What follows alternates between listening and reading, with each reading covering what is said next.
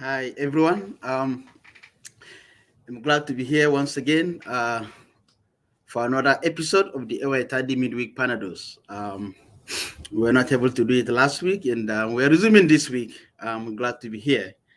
We're going to wait for a few seconds for people to join as we discuss another important topic that will help us in our lives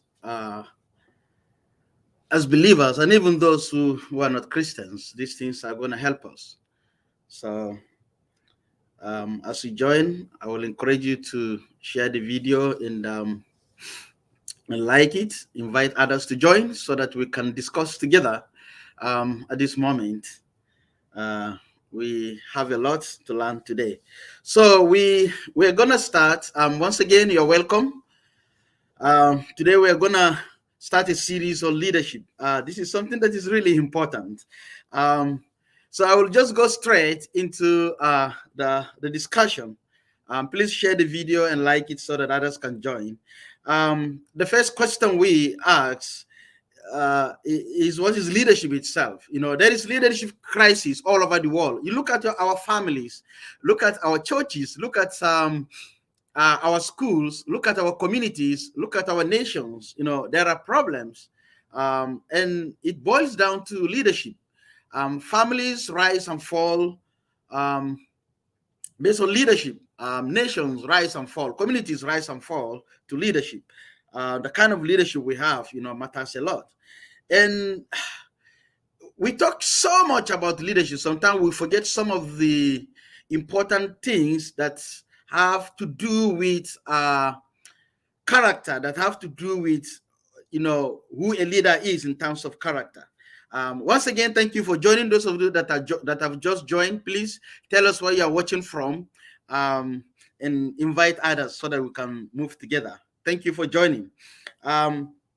So we will be looking about at this very important virtue, the virtue of humility. Now, this is a topic that, you know, some people will not want to listen to. Why? Because people don't want to be humble. You know, people by nature are proud. I am proud by nature. I am arrogant by nature. We are by nature proud. We think highly about ourselves. So humility is counter natural, if I can use that phrase. Humility says no to who we are in terms of our fallen nature.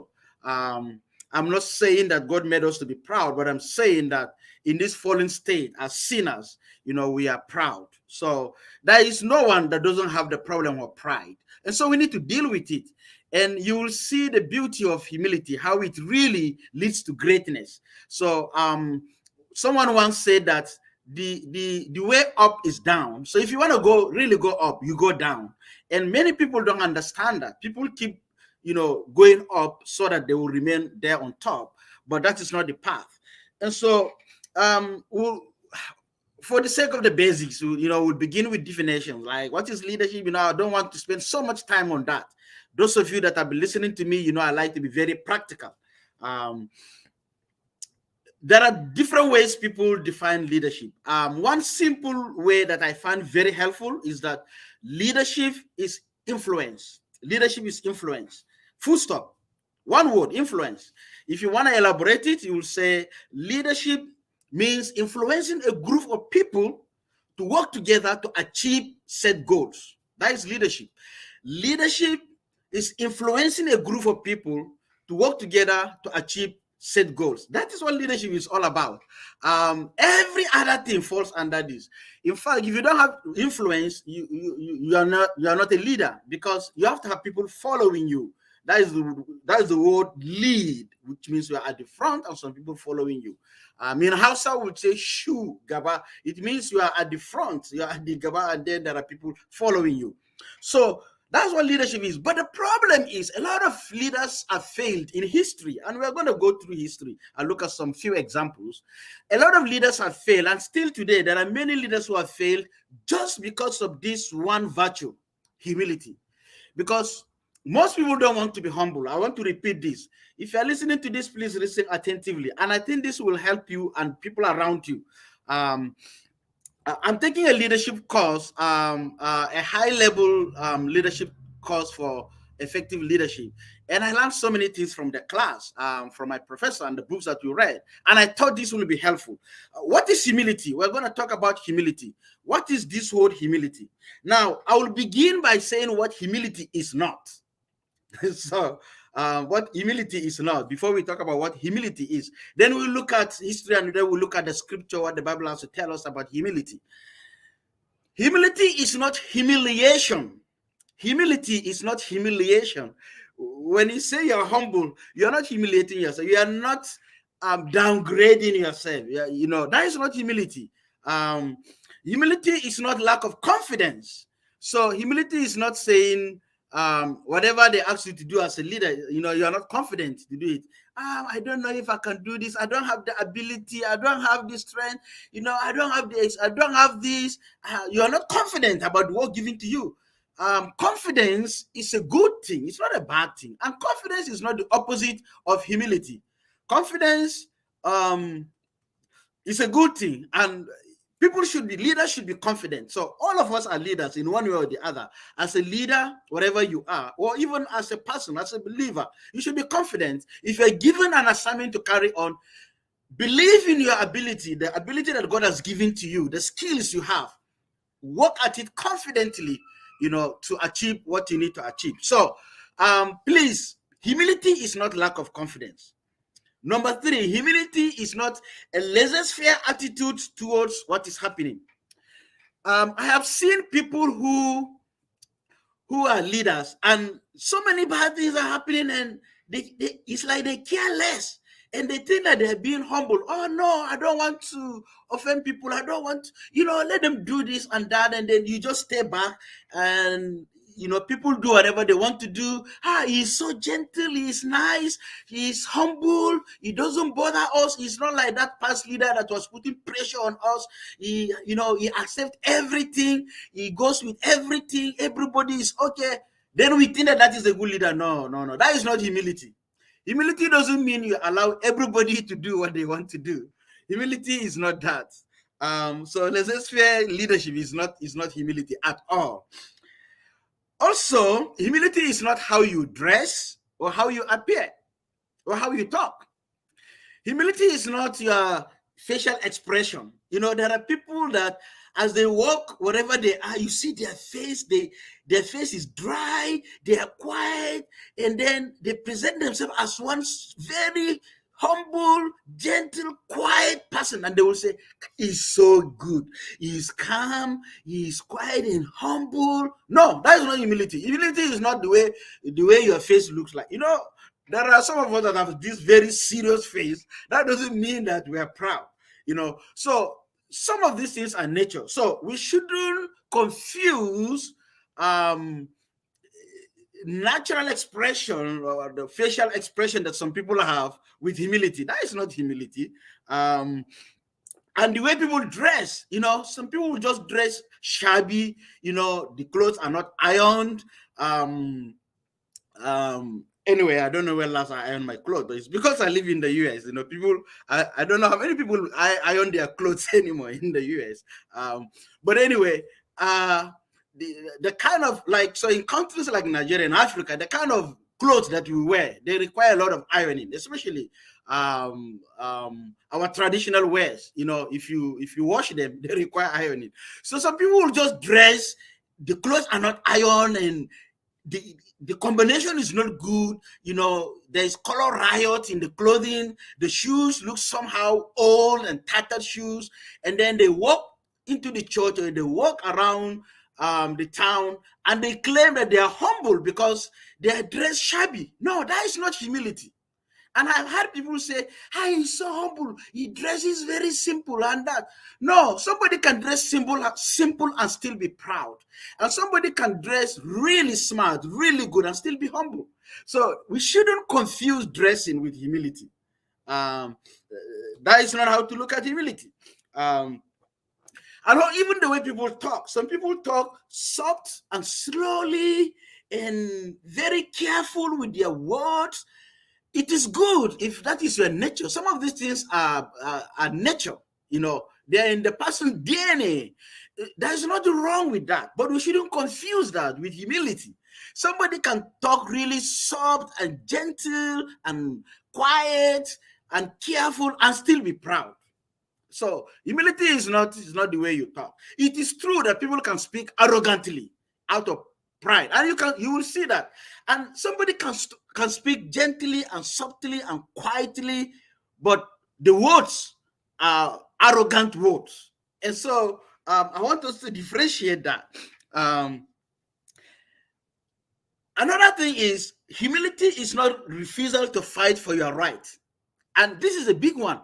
I have had people complain about those who fight for their right, like whether their personal right or the right of the people around them, whether they are doing it at a personal and small level or at a large, scale level, like activists who are fighting for the right of some certain groups of people or animals, and they are considered arrogant just because you are fighting for the right of your right or the right of other people. It doesn't mean that you are arrogant. It doesn't mean that you are proud. I understand that somehow a lot of people who are activists, their rhetorics, they are orators, like they can really speak. And sometimes I think it's out of jealousy. Some of us who, not everybody, but some people who sometimes cannot do that, tend to condemn those people who can really speak eloquently as people who are proud or who are arrogant. We shouldn't confuse eloquence or fluency with arrogance. It's wrong. There are people who can really, they have the words, they know how to connect the words, they know how to make the phrases, they have they have vast knowledge, of things, and they can speak about issues, and they speak confidently, and then we conclude that they are proud or they are arrogant. They may be the most humble people on earth, actually. It's just that they have the ability to put words together and make sense out of them. So we need to be very careful. So just because you speak quietly and subtly and gently and carefully, which is good, but it doesn't mean that you're humble. That is what I want us to get. And so humility is much, much more than that. So what is humility? Please, if you have any question or any comment or any disagreement, please write in the comment. As I always say, I do not know it all. We are learning together. So if you have something to say, please say it. Write in the comment, or ask questions, or raise observations, or disagree with me in a friendly way. We will discuss. So what is humility? Humility is the noble choice. So it's a noble choice to hold power in service of others. Humility is a noble choice to hold power in your hands, but that power, you use it in service of others. Now, this definition is not from me. This definition is from John Dixon. I believe John Dixon is an Australian writer.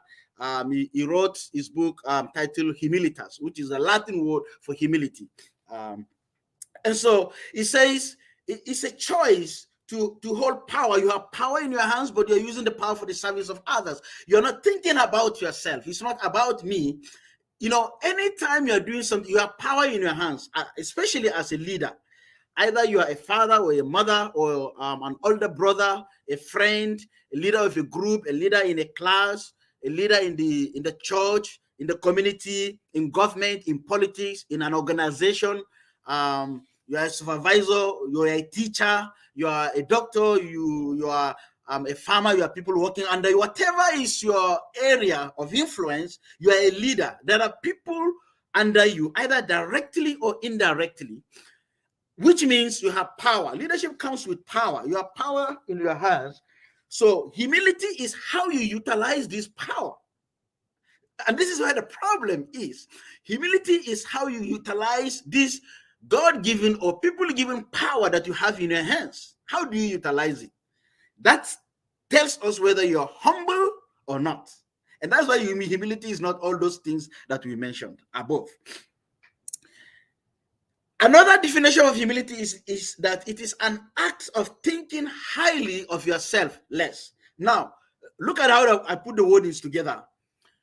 And this definition actually is, I extracted this definition from Romans chapter 12 verse 3, but I'm not quoting the verse. I'm not even paraphrasing, but the idea came from there. Humility is an act of thinking highly of yourself less. So it's not that you cannot think highly of yourself. It's impossible to do that. We always think highly of ourselves. In fact, research has shown that almost 100% of human beings thinks highly of themselves. That is, you place yourself where you don't really belong, knowingly or unknowingly, intentionally or unintentionally. A research was done actually of some students here in the US about how they think about themselves in terms of grade, their academic performance, and it was discovered that more than 90% of them think that they are above average, which we know that it can't be true. Like, you can't have more than 90% of students above average. It doesn't happen that way. And I think about 40% of them think that they are part of the top 10. And they did the same research with organizations. I don't remember the exact numbers, but it's the same thing, like CEOs and workers in organizations.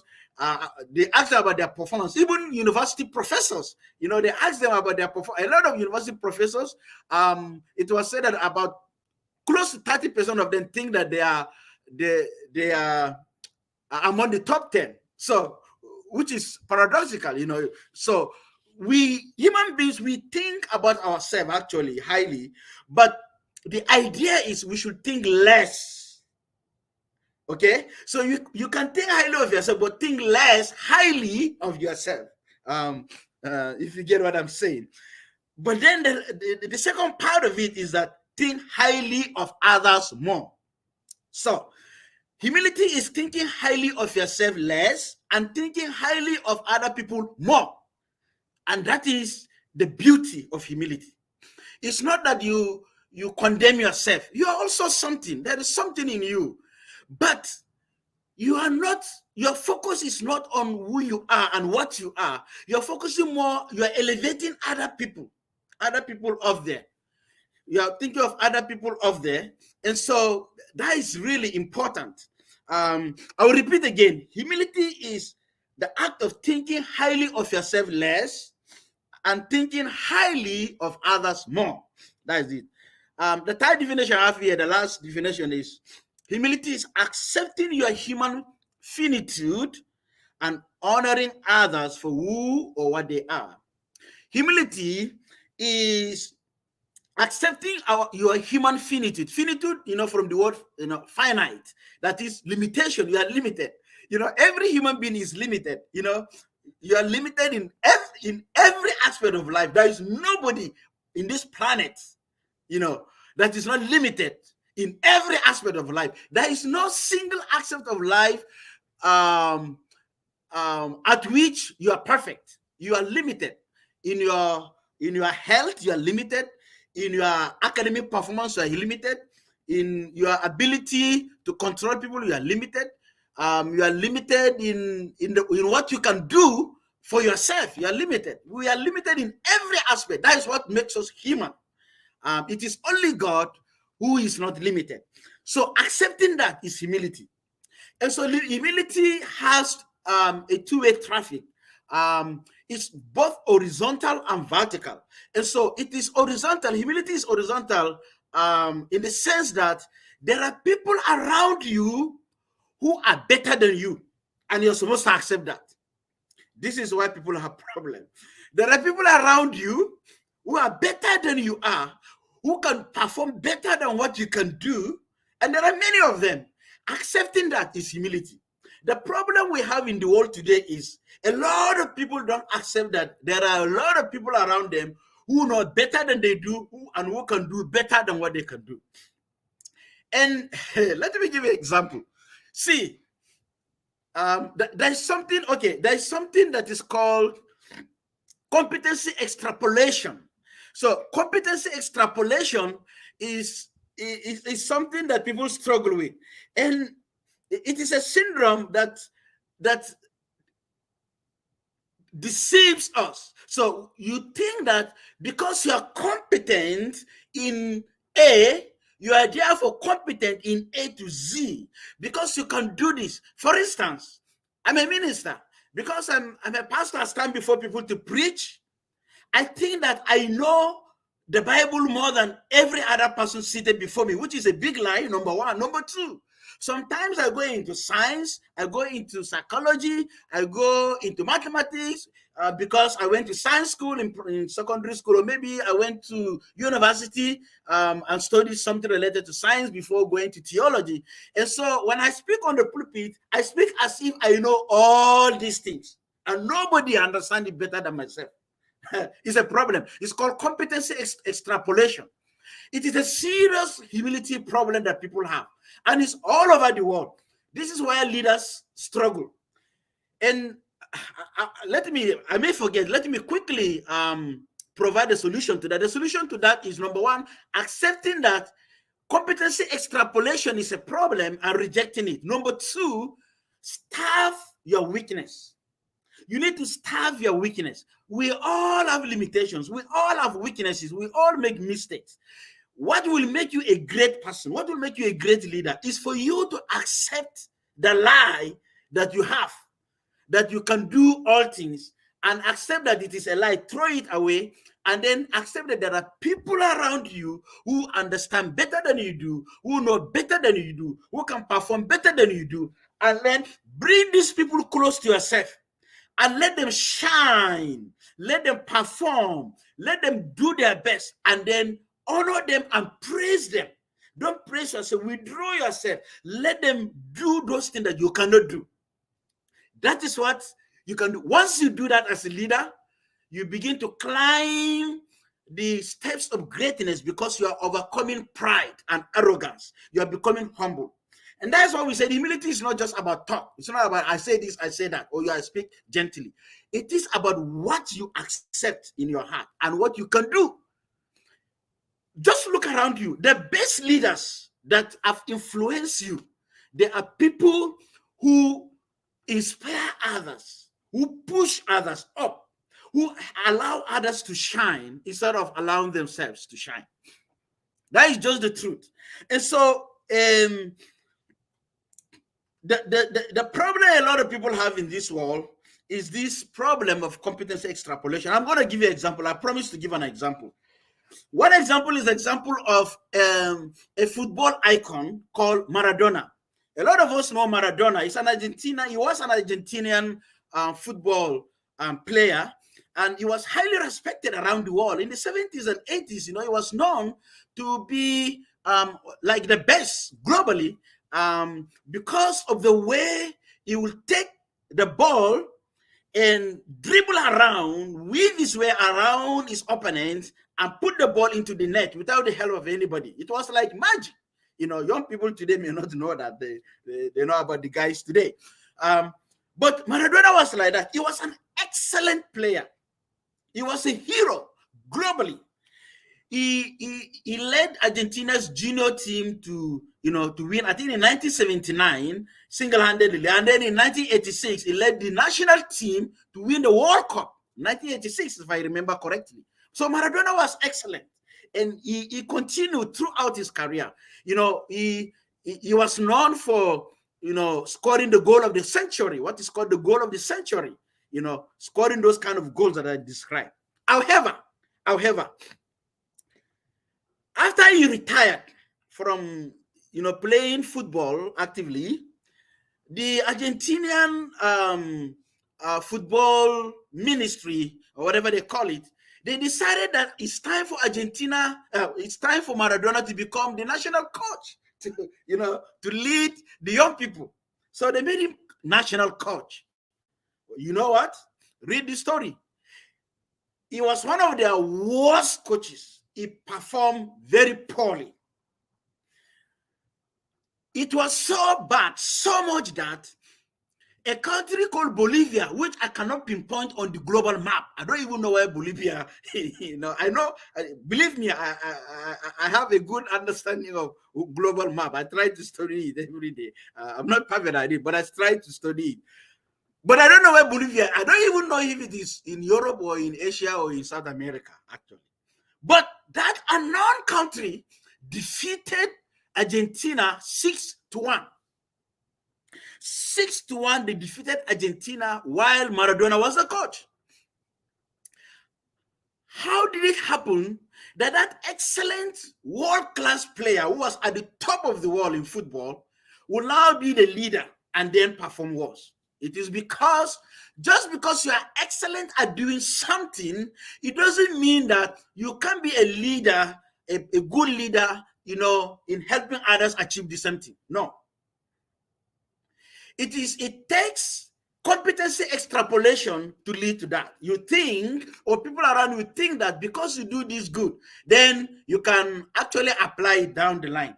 Now, if you're a teacher, or you work at any place, just think about it this way. You may have a head of a department, or a teacher or a head of the department in a place or whatever, who is doing very well, maybe in the sciences or in the art or whatever. And then because he's performing very well, or he's a professor at a college is doing very well, then you say this professor is now going to be made the vice chancellor or the president, or you are making this head of department to be the head of the entire unit, the entire organization. And then he performs very poorly. Why? Because just because somebody is excellent at one thing, it doesn't mean that that can be applied in every single thing. This is why we have leadership problems. And so we need to be very careful, even those of us who are on boards and appointing leaders.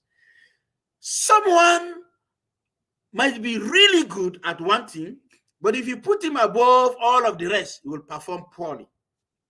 Competency extrapolation. So it takes humility for me to say, this is my area. I want to remain here. I will do my best here. Don't put me on the larger leadership scale. I will not do that. It's humility. Accept your limitations. Some people are better in handling small things. They can handle small things that is within their field. So I accept that, understand that, accept that, and work with that. There are people who can handle bigger things, and that's why somebody can handle a nation, be a president. Someone can be a good leader, at a lower level, but you make him a leader at the bigger level, you perform poorly. Why? Because leadership is all about aligning people. Leadership is about how you rearrange people. Leadership is all about how you interact with people, how you relate with people, how you influence people. Some people don't have the ability to influence large numbers of people. That is a problem. But they will accept that big responsibility. And so that is important. This is a funny story, but I will just say this is another example of competency extrapolation. This is the story of Muhammad Ali. We know Muhammad Ali, heavyweight boxer, who was on top of the world. You will box everyone, to death. Everyone wanted to watch him. He was great. He defeated everyone that came to fight with him. But there was a day Muhammad Ali was flying in a plane. And as he was flying, he thinks about himself, somebody who is big, someone who is strong, he can do anything. And there was going to be turbulence. So if you enter aeroplane, sometimes the pilot will pass an announcement that please remain seated and put on your seatbelt, buckle up, because we're going to experience some turbulence. And usually when they say that, it's actually a lot of turbulence. When a pilot announces to you that there's going to be some turbulence, actually it means it's really rough. If it is not rough, they will not even announce it. And so usually when they do that announcement, the flight attendant will go around to ensure that everyone is buckled up, and then they will go back and buckle up. And so a flight attendant was going around to check to make sure that all of the passengers in the plane were buckled up, and then she saw that Muhammad Ali was seated and his seatbelt were just lying there. He didn't buckle up. And she went to him and said, "Sir, please, could you buckle up? The pilot has just announced there's going to be some turbulence. Could you please buckle up?" And he looked up to her with a smile And he said something. He said, Superman don't need no seatbelt. That's what he told her. He said, Superman don't need no seatbelt. So he said, Superman, this is Muhammad Ali of all people on the planet. And this young girl of maybe 19, 20 years is commanding him to do something. And he tells her that, look, I'm a Superman. I don't need seatbelt.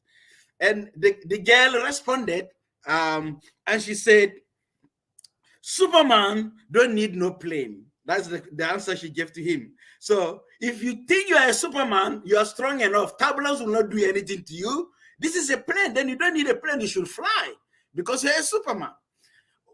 What's the lesson here? The lesson is this: no matter how good you are at something, you are a novice at millions of things. Those of you who are in graduate studies, you know what I'm talking about. When you go into graduate studies, they limit you to one thing. When you are doing undergraduate, you are studying one thing. Like maybe you're studying law, or you're studying physics, or you're studying sociology, or whatever you're studying generally. But then when you go for your masters, they limit you. You study only small aspect of it, and then your thesis will concentrate on just one small thing. But by the time you go for your PhD, like they narrow it all the more to one single thing. And the issue is when you begin to open the doors of your study, when they begin to tell you what you need to know in that small area, you begin to see that there are 1,000,000,001 things that you didn't know and you need to know. And as you study those things, you begin to learn how much you don't know. What you learn in graduate studies, especially at the PhD level, is they teach you to know that you don't know. That is the whole thing. You just know that you don't know. And this is in your area. This is in your area of expertise. And so it's supposed to make you humble. And so when somebody who thinks that is an expert in this concludes that therefore he knows more than everybody, then that person is not humble. So, and that is why part of the goal of education is to keep us humble. If you see someone who is highly educated and proud at the same time, he or she may have not really studied. If you study very well, studying makes you see how little you know. And that is a point here. And so none of us is an expert in everything.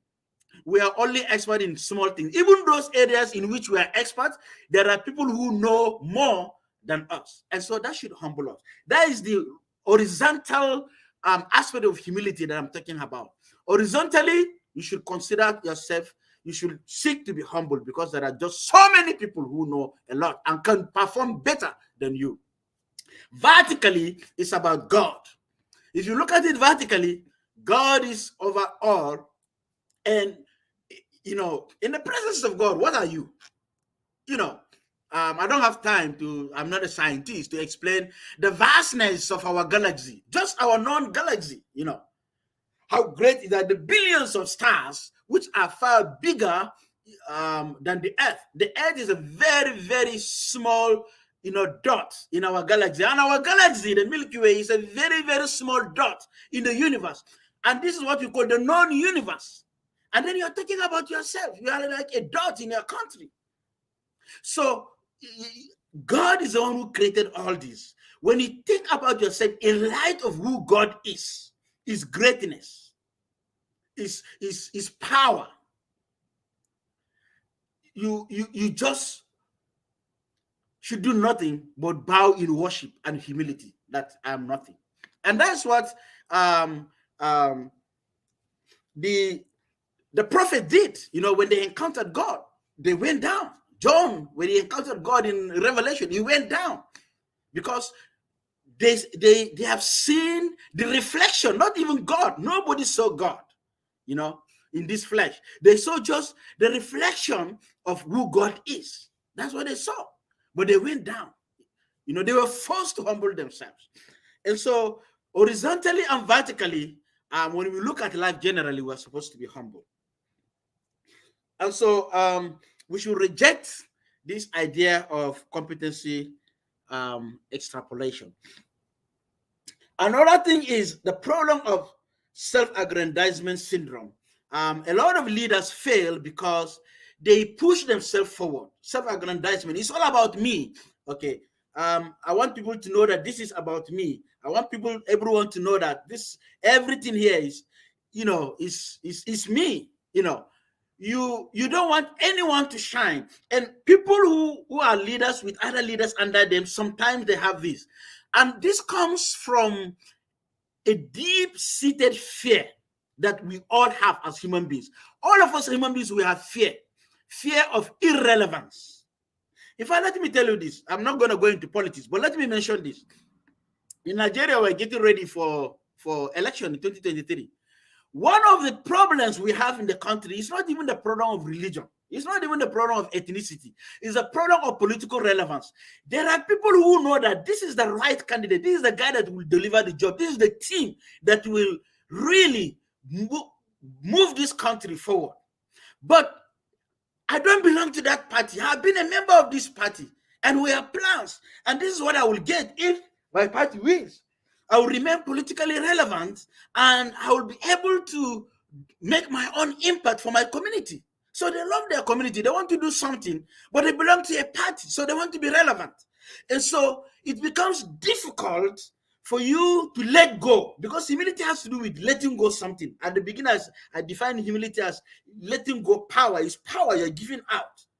One of the problems why people in Nigeria today are struggling to accept change is pride, is arrogance, is lack of humility.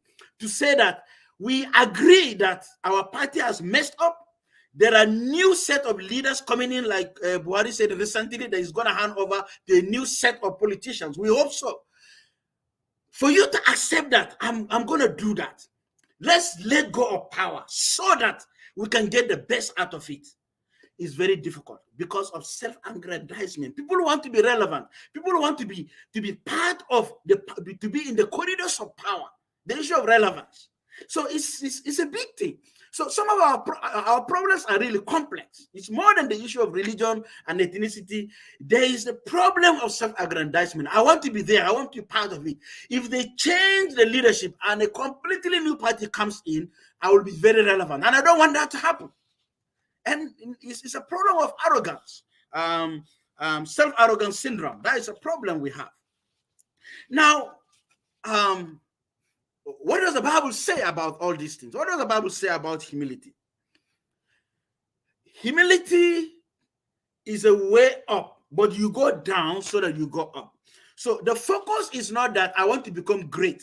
The focus is that I want to do what is right, to honor others, to empower others, to make others shine. That is the focus. This is what Jesus did.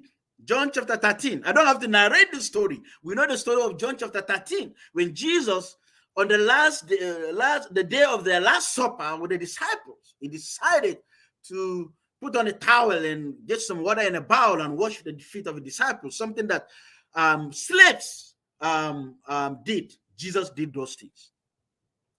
Please like the video as you watch. Like the video, make your comment, and share the video so that others can watch even after this recording.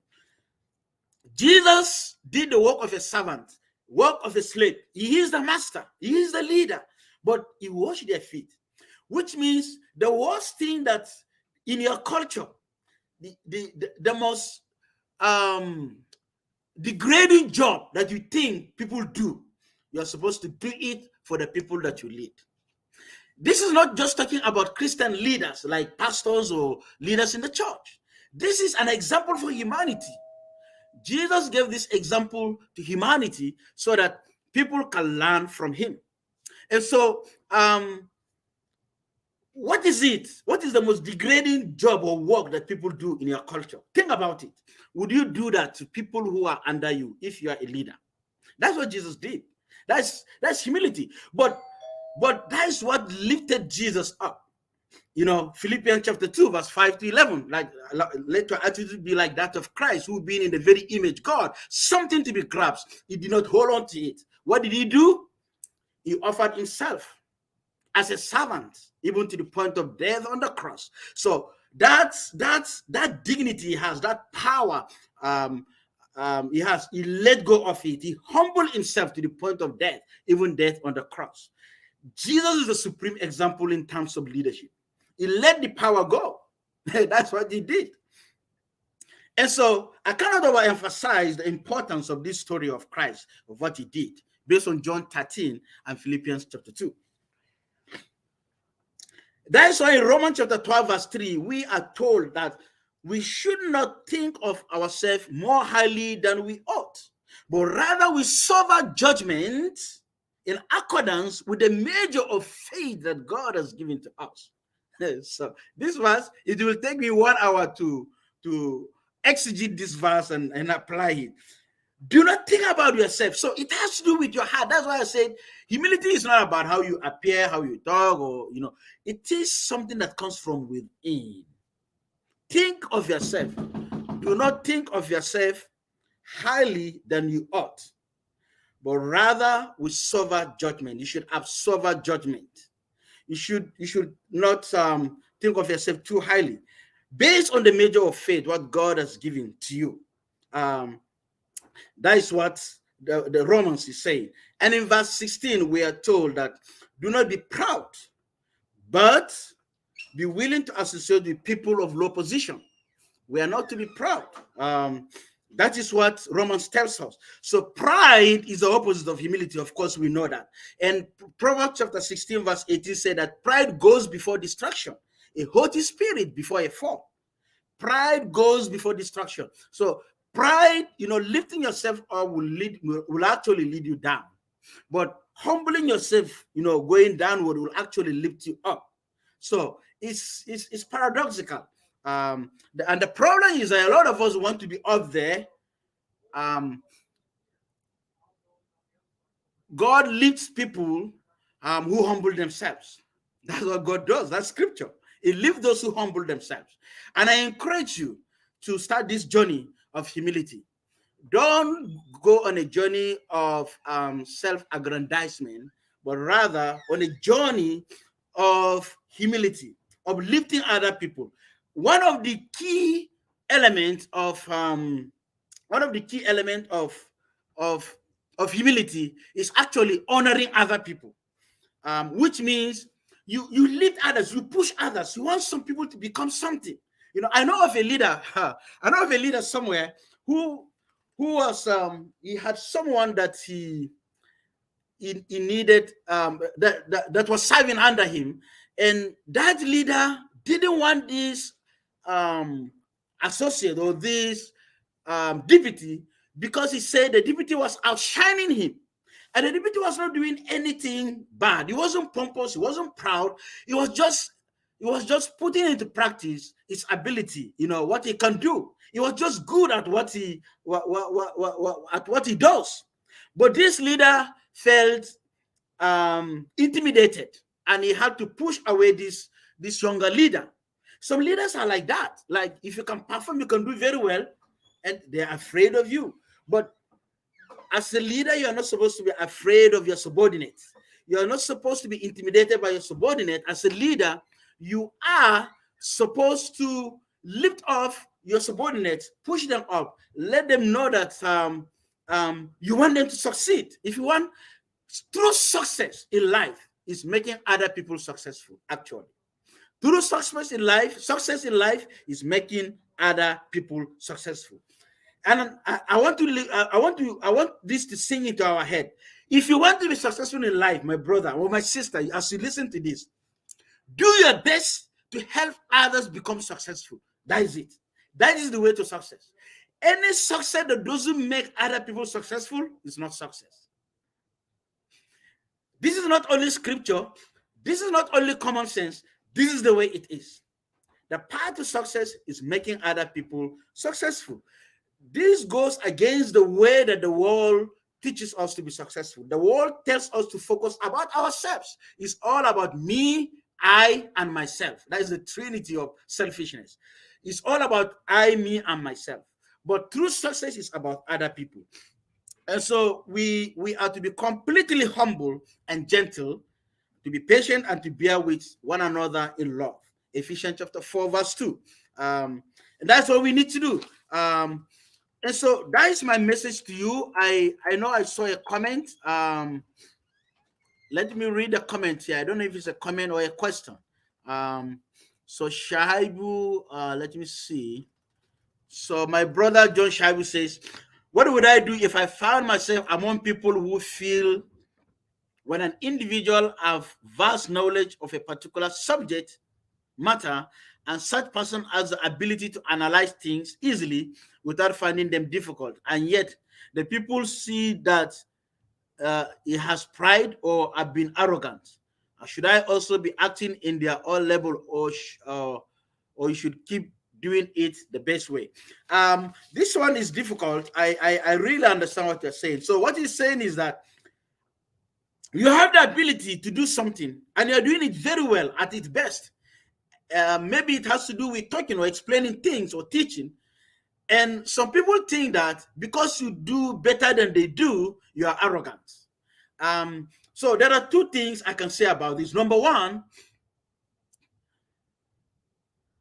it may have to do with the manner in which you do it. And so if you are knowledgeable about something, it is not right for you to withdraw your knowledge, not to give out the knowledge. No, give the knowledge, talk about it. Don't be afraid to speak about what you know confidently. But make sure that as you do that, you speak with humility, that you speak with that gentle spirit that does not look down on other people. If you are dealing with the people, with people who know little about what they're talking about, you need to, of course, come down to their level, the level they will understand, and also be very humble. Like when they ask something, tell them that, well, let me try. So when you say, let me try, you are not saying that you have all the answers, but you are saying that you have something to say. So that is important. So the approach, the manner in which you speak matters a lot. So we should do it with humility. Explain what you know with humility. But the second thing is, sometimes people who are ignorant of certain things, they become intimidated and they react by trying to make you feel small, and so they speak to you to discourage you. And so even if you are not arrogant, even if you are not proud, they kind of make you feel as if you are proud. So that is there too. And so we should try to strike the balance. When they say that, look inside, do self-examination and ask yourself, am I actually proud? If I am proud, then I should start doing something to become more humble. But if you find out that you're not arrogant, you're not proud, it's just that these people, they are intimidated, or they don't like that you know better than they do, then you should know how to walk around it, depending on the context. If it is in the context of like a teaching session, like in a class or church setting or something that is your job, then it becomes more difficult, because those people are going to be there with you for some time, and you are going to continue to teach them. So you have to find a way of teaching with wisdom, more wisdom. Ask God to give you more wisdom on how to be more humble. We can always be more humble. There is no time when we are completely humble. C.S. Lewis says that if you are humble and you are proud of your humility, you are proud of the fact that you are humble, you are no more humble, you are proud. And so we always need to keep seeking to be more and more humble, less and less proud. I said at the beginning that we are by nature proud. We are by nature arrogant. We are all arrogant. We are all proud. So we should seek with God's help, with prayer, to be humble. I remember at the time when I used to pray to God to make me humble. I used to do that again and again and again and again. There was a time I used to do that. That is like being sensitive to our humanness, to the fact that we are proud as human beings. We are arrogant.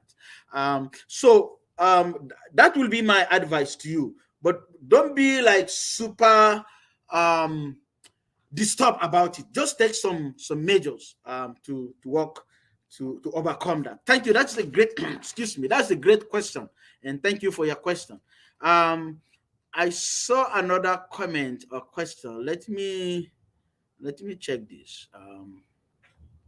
Okay, this is from our brother Husseini. Thanks, Pastor, for unfolding this truth, because some have often thought that confidence and expression of truth and knowledge are forms of pride, even if it is so, even if it is not so from the heart. Yes, it's true. A lot of people, it's just like what Pastor John just asked.